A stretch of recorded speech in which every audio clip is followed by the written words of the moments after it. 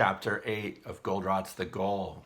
We end chapter 7 knowing that our narrator, Alex Rogo, GOLDRATT'S hero who is teaching us the theory of constraints through the challenges in his own life. We know he's not going to quit his job, which is good because we open chapter 8 with him getting the phone call from his boss, Bill Peach. We remember back in chapter 5, we love Rogo for standing up and leaving the boring, pointless corporate meeting. You want to cheer for the guy, but you know that this is not going to be a consequence-free action. So Peach calls him, says, "What's going on?" And really causes Rogo to reflect and say, "Hey, I've got to get to the heart of why my plant is not performing." And as he starts to do that, he realizes he needs to go back and find a way to contact Jonah, who we met in chapter 4 in the flashback from 2 weeks prior at the airport. So Rogo does something interesting in that he goes to his childhood home where we meet his mother, and he starts ransacking the home, looking for an address book, which will give him a way to contact Jonah. And he does that. So he tracks down Jonah, and when he puts this phone call in, I believe it's an international phone call. Jonah is based in Israel, which is where GOLDRATT is from, and it's a big part of the context of the book. So he tracks him down, even to his wife, makes the point of saying to his wife Julie, "Hey, look, don't give me any grief, Julie. This is important." So again, Rogo has made the goal being, "Hey, I'm gonna keep my plant running. I'm gonna find this notebook, and if I stand my wife up again, which he's done a couple times, if I leave my family disappointed, which he's done twice already in the book, that's not his goal." So he's really prioritizing and focusing on his professional life, not on his personal life. Part, again, of what GOLDRATT is doing in the book is showing that you've got to balance these conflicting goals. So Rogo tracks down Jonah and goes through kind of all the epiphanies that he's having.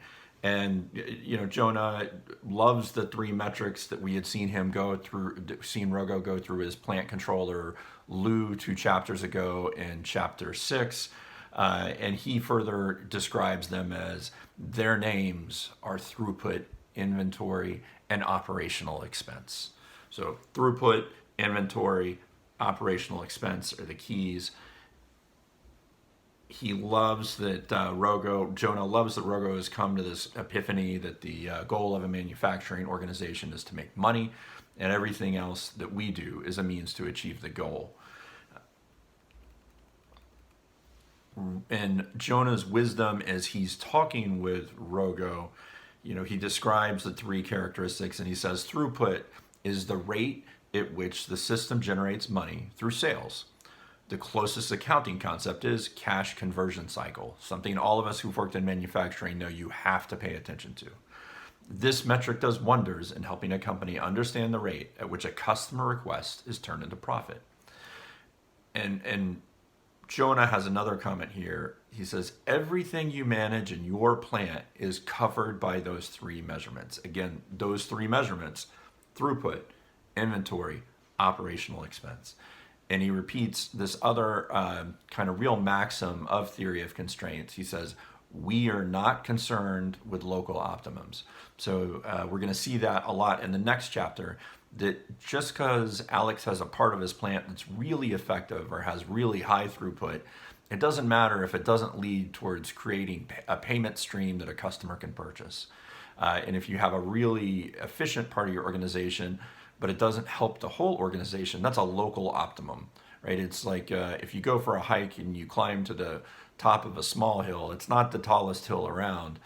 You're not at the tallest hill. So this local optimum is going to be something that comes back again and again in the goal. The book is great. Appreciate everybody watching these summaries, but really go buy the book. It's worth the read. Go buy the audio book, worth the listen. You get a lot out of reading the original text.